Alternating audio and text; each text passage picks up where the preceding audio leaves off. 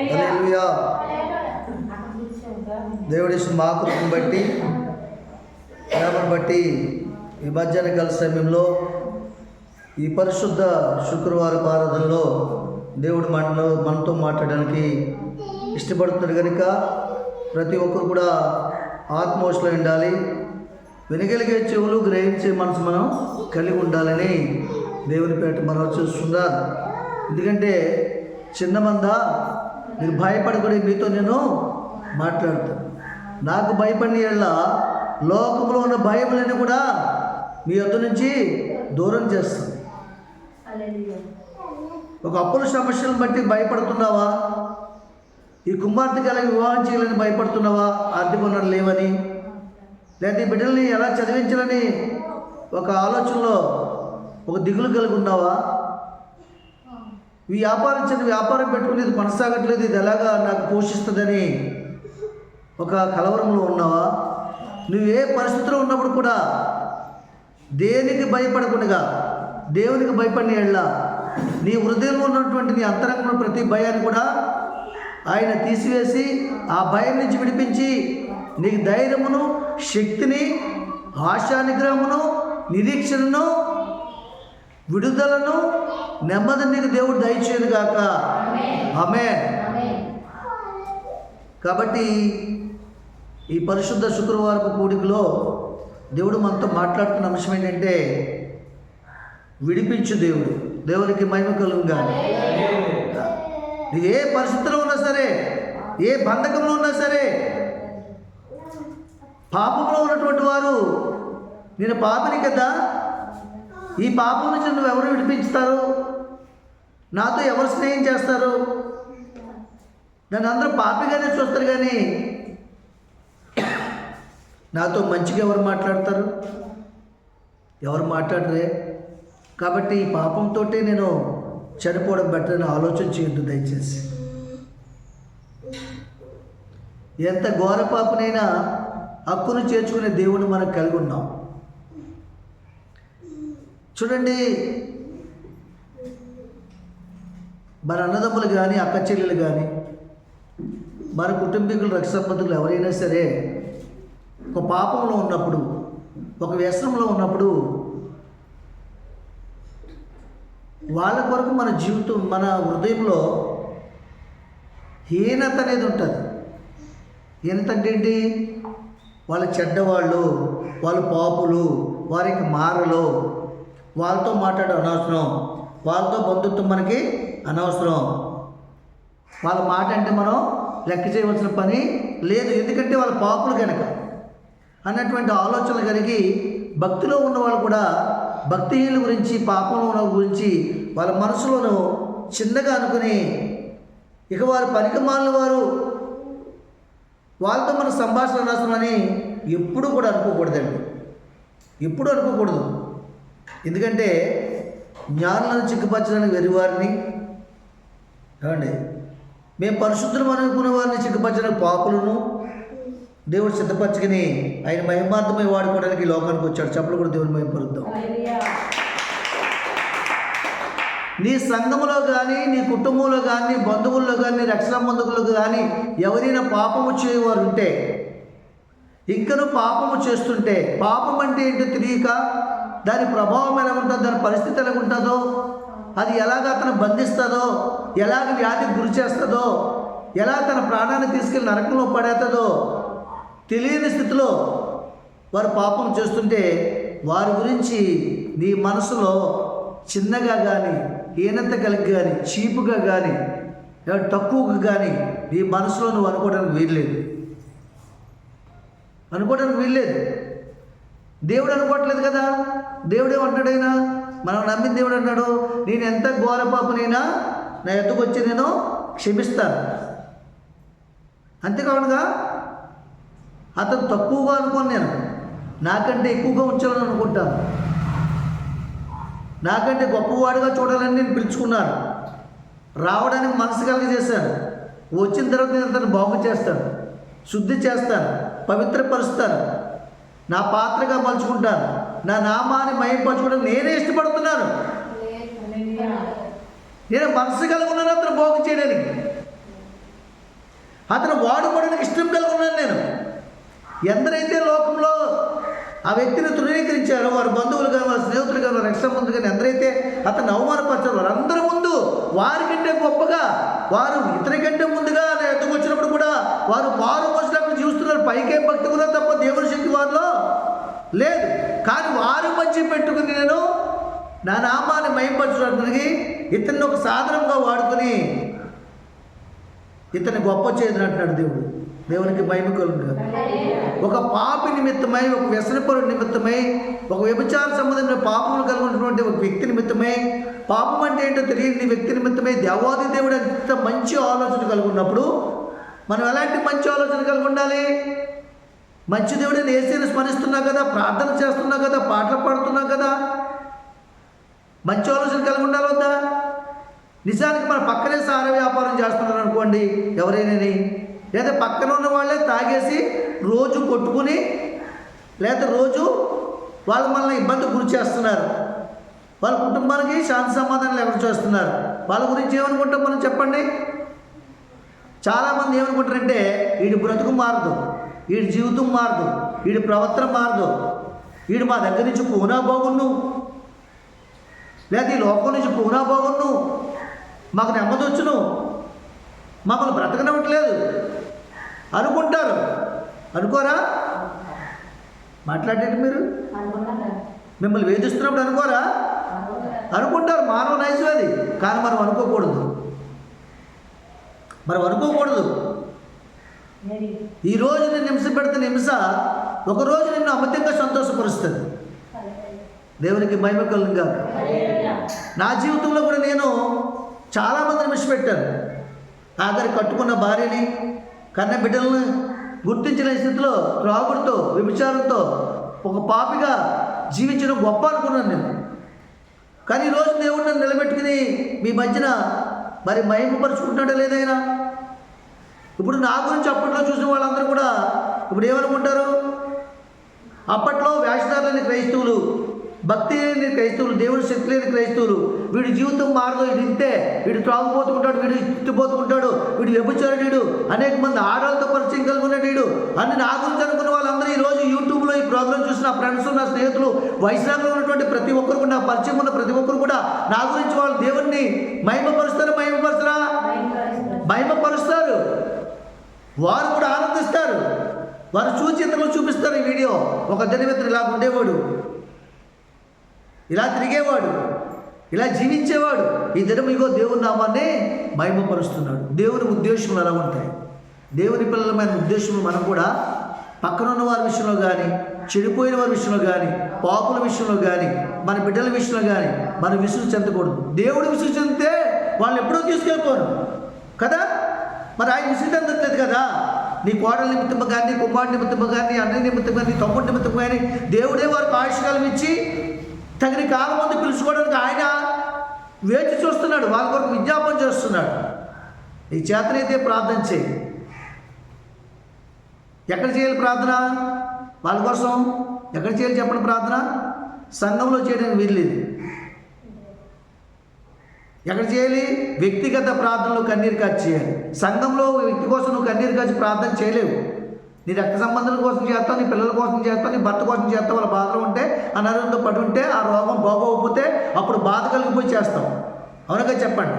మన మనసు దాటిపోతాడేమని. కానీ వ్యక్తిగతంగా ప్రార్థన చేయాలి. సంఘంలో ప్రార్థన చేస్తే ఆ వ్యక్తి తప్పులొప్పులు నువ్వు చెప్తున్నట్లయితే, ఆ ప్రార్థనలో నువ్వు పలుకుతున్నట్లయితే ఆ వ్యక్తిని ఇతరులందరూ కూడా చీపుగా చూస్తారు. ఇది ఇలాంటి వాడు అనుకుంటారు. తెలియని వారు నువ్వు తెలియజేసి అతను ఇంకనూ ఘోరాతి ఘోరమైన పాపగా చేయడానికి వీలు కలిగించిన సాధనం అవుతావు తప్ప నీ ప్రార్థనకి నీకు జవాబు రాదు. ఈ సంగతి గుర్తెరగాలి మనం. ఎందుకు గంటల తరబడి ప్రార్థన చేసి ఇతరులను విమర్శించే ప్రార్థన, ఇతరుల తప్పులను ఎంచిపుచ్చే ప్రార్థన దేవుడే ఎంచట్లేదు. ఎంచుతాడైనా ఎవరి పాపలను ఎంచుతాడు? ఎవరిని విమర్శిస్తాడైనా? ఎవరైతే దేవుని యొద్దకు వచ్చి దేవుని యొక్క రుచిని అనుభవించి వాక్యము తెలిసి మరలా పాపం చేయవారిని దేవుడు తప్పక విమర్శిస్తాడు, వాళ్ళని గద్దిస్తాడు, బుద్ధి చెప్తాడు, దండిస్తాడు. అనేకమైన అనుజనుల మధ్య వీళ్ళు బ్రతికిలాడదని చూపిస్తాడు కూడా. చెప్పలు కూడా దేవుని మహిమపరచండి. అంతేగాని మొదటగా ఇంకా నువ్వు పాపము తెలియక దేవుని ఎదుగు రానివాని దేవుడు ఎంత మాత్రం కూడా దూరంగా ఉంచు. అయితే వారి గురించి కూడా మనం తక్కువగా అనుకోవడం వీల్లేదు. ఎవరి కోసం? నీ పక్కన నీ సహోదరి పాపంలో ఉన్నా, నీ బిడ్డే బాప్తిస్మం తీసుకుని ఇంకా పాపం చేస్తున్నా, నీ భార్యలో ఇంకా నీకు మారు మనసు లేకపోయినా, వారు మారినంత వరకు అంగలార్చే పరిస్థితి ఉంది తప్ప వారిని తక్కువగా నీ మనసులో అనుకున్నా, చీపుగా అనుకున్నా, వారి మధ్య నీ మధ్య గొడవలు వస్తాయి. ఇంట్లో సమాధానం ఉండదు, విమర్శలు ఉంటాయి. నువ్వు ఇలాంటి వాడు అంటావు, నువ్వు నీ భర్తని, నువ్వు ఇలాంటి దాన్ని అంటాడు అతను. మీ ఇద్దరి మధ్య గొడవలు వస్తాయి. మీ ఇద్దరిని బట్టి పిల్లల జీవితాలు పాడైపోతాయి. మీ ఘర్షణలను బట్టి నువ్వు చేయవలసిందల్లా ప్రార్థనే. నీ ప్రవర్తన బట్టి తను మార్చుకోవాలి తప్ప నీ విమర్శను బట్టి మార్చలేవు. నువ్వు తక్కువగా చూడడాన్ని బట్టి మార్చలేవు. ఒక యజమానిని తక్కువ చేసి మాట్లాడుతుంటే యజమాని కోపం పుట్టదా? పుడుతుంది కదా. కోపంలో అతను ఏమైనా చేయొచ్చు, నీ ప్రాణమే పోవచ్చు. దానికి కారణం నువ్వే. కాబట్టి విడిపించు దేవుడు మనకు కలిగి ఉన్నాం కనుక విడిపించు దేవుడు మొరపెడితే ఎంత ఘోర పాపరైనా నేను విడిపిస్తాను. ఒకవేళ నా ఎద్దకు వచ్చి మరలా పాపంలో పడిపోయినప్పుడు కూడా నువ్వు చేసిన ప్రార్థన బట్టి, నువ్వు చూపించిన కనికరమును బట్టి, నువ్వు చూపించిన ప్రేమను బట్టి, ఇప్పుడు లోతు పాపంలో పడిపోయాడు. లోతు భార్య అని పడిపోయారు లేదా? సొదొమ గొమొర్రాకి వెళ్ళి వాళ్ళ కొరకు ఎవరు విజ్ఞాపన చేశారు? మొన్నే చెప్పారు వాక్యం మీకు. అబ్రాహాము ప్రార్థన చేశాడు. ఎవరు ప్రార్థన చేశారు? అబ్రాహాము ప్రార్థన చేశాడు. కారణం ఏంటో తెలుసా? అబ్రాహాము చిన్న తండ్రి తాలూకా కుమారుడు లోతు, రక్త సంబంధికుడు. ఇతను మాట వినలేదు, అబ్రాహాము మాట వినలేదు. స్వార్థంతో వెళ్ళిపోయాడు, ధనపేక్షతో వెళ్ళిపోయాడు, భూములు సంపాదించుకొని వెళ్ళిపోయాడు, బంగారం సంపాదించుకొని వెళ్ళిపోయాడు. అక్కడికి వెళ్ళిన తర్వాత ఆ ప్రాంతం అంతా కూడా చెడిపోయింది. అప్పుడు అతను నిజంగా తన మనసులో, అబ్రాహాము తన మనసులో నా మాట అనుకుంటూ వెళ్ళాడు, నాకు లోబడలేదు, నేను చెప్పిన మాట వినలేదు, నేను చెప్పిన మాట వినలేదు, నా దేవుడు చెప్పిన మాట వినలేదు. కాబట్టి ఇటు గురించి నేను ప్రార్థన చేయకూడదు అని మనలాగా అనుకున్నట్లయితే ఆయన ప్రార్థన చేయగలడా? దేవుడిని ఎంత బ్రతిమాలాడు? నువ్వు కోపపడనంటే అక్కడ 50 మంది ఉంటే రక్షిస్తావా? ఒకవేళ 45 మంది ఉంటే కాపాడుతావా? ఒకవేళ 40 మంది ఉంటే కాపాడుతావా? 35 మంది ఉంటే కాపాడుతావా? ప్రభుతో మరొకసారి నేను మాట్లాడి తెగిస్తున్నాను, దయచేసి కోపడకూడదు మీరని చెప్పేసి అలా బ్రతిమాలుకుని వినయముతో విధేయతతో దేవుని దగ్గర విజ్ఞాపన చేయలేదా? ఆఖరికి దగ్గర 10 మంది ఉన్నా కాపాడుతావా అంటే ఆ 10 మందిలో కూడా నా అన్నదమ్ముడు ఉంటాడు అని మీకు అర్థమవుతుందా? నిజంగా అబ్రాహాము తన కోపంగా ఆలోచించిన, చిన్నగా చీపుగా తన మనసులో తను ఎంచుకున్నా ఆ కుటుంబం కొరకు రోజు ప్రార్థన చేయగలడా? చేయలేడు. వాళ్ళు వెళ్ళిపోవడానికి కారణం ఏంటి? వెళ్ళిపోవడానికి కారణం ఏంటి చెప్పండి? లోతు కాపర్లకి, అబ్రాహాము కాపర్లకి, దోషులకి పడలేదు. వీళ్ళిద్దరికీ బాగా సమాధానం. మీకు అర్థమవుతుందండి? అందుని బట్టి ఆయన బయటికి వెళ్ళిపోవడం జరిగింది. మరి ఆ ఘర్షణ ఏమైనా మనసులో పెట్టుకుంటే ప్రార్థన చేయగలడా? నా మాట వెళ్ళదని ఇగో అబ్రాహాము ఉంటే ప్రార్థన చేయగలడా? ఏ విధము చేతనైనా సరే ఆ పట్టణం నుంచి నా దేవునికి సాక్ష్యం తీసుకురావాలి. చెప్పలు కొట్టి భయపరచండి. అందరూ చనిపోయినా నా రక్త సంబంధికుడు బతుకున్నాడని ఈ యొక్క ప్రపంచం అంతా చెప్పుకోవాలి. ఈరోజు చెప్పుకుంటున్నాం లేదా? కారణం ఏంటో తెలుసా? ఒక భక్తి పరులను బట్టి ఒక భక్తిహీనుడు రక్షింపబడాలి తప్ప వాడి క్షేమం కోరుకోవాలి తప్ప వాడి నాశనం మనం కోరుకోకూడదు. చెప్పలు కూడా భయపరచు. అప్పుడు నువ్వు కనపరచబడతావు, అప్పుడు నీ ప్రార్థన కనపరచబడుతుంది. నువ్వు యథార్థపడు అని అనేకులు సాక్ష్యం చెప్పుకుంటారు. అబ్రాహాము ప్రార్థన చేయబట్టి అబ్రాహాము ప్రార్థన విన్నాడు. నా దాసుని మాటను రూఢపరుస్తాను, నా దాసుని మాట నేను ఆలకిస్తాను, నేను ఉత్తరమిస్తాను, జవాబిస్తాను. దేవుడు వాగ్దానం చేసిన దేవుడు నమ్మదగిన వాడు, నెరవేర్చగల సామర్థ్యము శక్తి కలిగిన వాడు కనుక అబ్రాహామును బట్టి లోతు భార్యని కాపాడాడు. దేవునికి మహిమ కలుగుగా. నువ్వు చేయవలసింది ఏంటో తెలుసా? నువ్వు ఎవరినైనా సరే వాళ్ళ పాపులు, వారు సారా అమ్ముతున్నారు, వాళ్ళు సారా తాగుతున్నారు, వాళ్ళు వ్యభిచారం చేస్తున్నారు, వాళ్ళ బ్రతుకులు మారవు, వాళ్ళు ఇలాంటి వాళ్ళు అలాంటి వాళ్ళు వాళ్ళ కోసం నువ్వు ప్రార్థన చేయలేవు. ఎవరి కోసమైనా సరే. మరి ఎవరిని విమర్శించకూడదు. దేవుడే వాళ్ళని తీర్పు తీరుస్తాడు, దేవుడే పిలుచుకుంటాడు. దాన్ని బట్టి కొన్ని అవరోధాలు కలిగిస్తాడు. వాటిని కూడా వారు గ్రహించకపోతే వాళ్ళ భ్రష్టాత్మక అప్పగించి దేవుడు ఎప్పుడు వదిలేస్తాడు. ఆయన చిత్తం అది, మన చేతుల్లో ఏమీ లేదు. ఎందుకంటే అతన్ని విడిపించడానికైనా స్వస్థపరచడానికైనా ఆ పాపం క్షమించడానికైనా అర్హత ఎవరికి? అధికారం ఎవరికి చెప్పండి? ఆయనకే ఉంది, నీకేమాత్రం కూడా లేదు. మనకుందా? లేదు. హల్లెలూయా. కనుక దేవుని సన్నిధానంలో విడిపించు దేవుడు మనకు కలిగి ఉన్నాం. ఈ మాట మనం నమ్మాలి. ఎంత ఘోర పాపనైనా ఆయనకు అవసరమైతే విడిపించుకుంటాడు. ఎంత దూరమైనా మనకు అవసరమైనప్పుడు కొన్ని వస్తువుల కోసం, డాక్టర్ కోసం మనం వెళ్ళమా? ఎంత డబ్బు అయినా ఖర్చు అయినా మనకు అవసరం కాబట్టి ఖర్చు పెట్టమా? అలాగే ఆయన కూడా ఆయనకు అవసరం అనుకుంటే, ఇప్పుడు యోనా అవసరం అనుకున్నాడు. అనుకున్నాడా లేదా? యోనా ఏమనుకున్నాడు? నేను తప్పించుకోవాలనుకున్నాడు. ఏమండి, వాడెక్కాడు, వాళ్ళలో శ్రమ కలిగించాడు దేవుడు. ఆ శ్రమను బట్టి మనలో ఎవరో దేవునికి విరోధమైన వ్యక్తి ఉన్నాడు. ఇక్కడ ఇంత ఘోరమైన శ్రమ అవుతుందంటే ఎవరు అడిగేటప్పటికి ఆఖరికి అడుగులో దూరిపోయినా అక్కడికి వెళ్ళి అడిగాడు. నేనని ఒప్పుకున్నాడు. అయితే ఇతను తీసి పడేస్తుంది, కానీ శ్రమ మనకి తగ్గదు అని ఆలోచన చేసి అందరూ కలిసి సముద్రంలో పడేస్తారు లేదా? అప్పుడు సముద్రంలో ఏం చేశాడు దేవుడు? శాపకాచి మింగమని చెప్పాడు. అది వచ్చి వేసే సమయంలో మింగిన తర్వాత ఏం చెప్పాడు? శాపకే ఏం చెప్పాడు చెప్పండి? మింగిన తర్వాత తినేమని చెప్పాడా? ఏం చెప్పాడు మరి? నువ్వు ఇతన్ని ఈ స్థలం నుంచి, ఈ సముద్రం ఈ భాగంలో తీసుకెళ్ళి నినేవు పట్టణం ఒడ్డున సముద్రం పట్టు నువ్వు కక్కాలి, అక్కడ విడిచిపెట్టు, అంతవరకు నువ్వు జర్నీ చేయవలసిందే.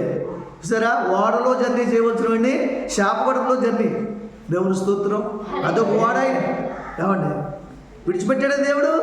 విడిచిపెట్టలేదు. ఆ కక్కిన తర్వాత మన వాడికి ఏమొచ్చింది? ఆ మధ్యలో సముద్రంలో ప్రయాణం చేసిన చాలా ఇబ్బందులు పడ్డాడు. అయ్యో, ఎందుకు నేను దేవుడి మాట తిరుగుబాటు చేస్తాను, ఎందుకు తప్పించుకోవాలనుకుంటున్నాను, నేను చేసిన తప్పు, సువార్త ప్రకటించిన దేవుడు పంపితే నా సొంత ఆలోచనతో తెలిపని చెప్పి చాలా ఇబ్బంది పడ్డాడు. శాప కడుపులో ఉన్నటువంటి మాటల ఎముకలన్నీ సరుపు వచ్చేసి, ప్రాణం పూర్తిగా నొప్పి వచ్చేసి, ప్రాణం ఒకటి ఉందంతే, శరీరం అంతా బలహీనం అయిపోయింది. ఆ ఒడ్డుని కక్కిన తర్వాత మళ్ళీ స్నానం చేసైనా శుభ్రపరచుకుని నినేవు పట్టణానికి వెళ్ళి సువార్త ప్రకటించాడు. దేవుడు దాన్ని కనికరించి కాపాడాడు. వారు ఉపవాసం ప్రార్థించారు. చెప్పలు కొట్టి భయపడతాం. ఇంత ప్రణాళిక ఉంటుంది ఒక వ్యక్తి మీద, ఒక ప్రాంతం మీద ఒక ప్రణాళిక ఉంటుంది దేవునికి. ఒక సేవకుని పంపడానికైనా, ఒక కుటుంబం నుంచి ఒక వ్యక్తిని పిలవడానికైనా ఆయన ప్రణాళిక ఉంటుంది. ఆయన ఉద్దేశం మనం ఎప్పుడు కూడా కాదని మనకు అర్హత హక్కు లేదు. ఆయనకు అవసరం అనుకుంటే ఏ విధంగా చేతనైనా ఆయన పిలుచుకుంటాడండి. పిలుచుకుని వాడుకుంటాడు. వాడుకోలేదా మరి? దేవునికి మహిమ కలుగుగా. ఆయనకి లేని వేస్ట్ చేస్తాం మనకెందుకు? ఆయనకి లేనటువంటి కోపము, విమర్శ మనకెందుకు? మనం ఏమైనా అతను బాగు చేయగలమా? చేయలేదు. మరలా చెప్తున్నాడు దేవుడు మీతోటి, ఎవరి గురించి తక్కువగా అనుకుంటు. ఈరోజు నువ్వు తక్కువగా అనుకున్న వాళ్ళనే ఆ పాప నుంచి విడిపించి నీకంటే ఎక్కువగా చేస్తాడు దేవుడు. అప్పుడు సిగ్గుపడవలసి వస్తుందని వాక్యం చెప్తుంది, నేను కాదు. మన ఇరుగు పొరుగు వారిని మనం ఎక్కువగానే చూడాలి తప్ప తక్కువగా చూడకూడదు. దేవుడి వాక్యం ఏం చెప్తుంది? తను తగ్గించుకున్నవాడు హెచ్చింపబడతాడు, తను హెచ్చించుకున్నవాడు తగ్గించబడతాడు. నువ్వు భక్తి పరులమైనా, వాళ్ళకంటే ముందుగా దేవుని దగ్గరికి వచ్చినా, వాళ్ళ స్థితిని బట్టి, నీ భక్తిని బట్టి నువ్వెప్పుడు కూడా కించపరిచే మనసు కలిగి ఉంటే అట్టి మనసులోంచి వచ్చిన ప్రార్థన దేవుడు వినడు. ఆయనే అంటున్నాడు, నన్ను విమర్శించేవాడు ప్రభు అని. దేవుని స్తోత్రం. హల్లెలూయా. కనుక దేవుని సన్నిధానంలో నన్ను విమర్శించేవాడు ప్రభు అంటున్నాడు. ఆయన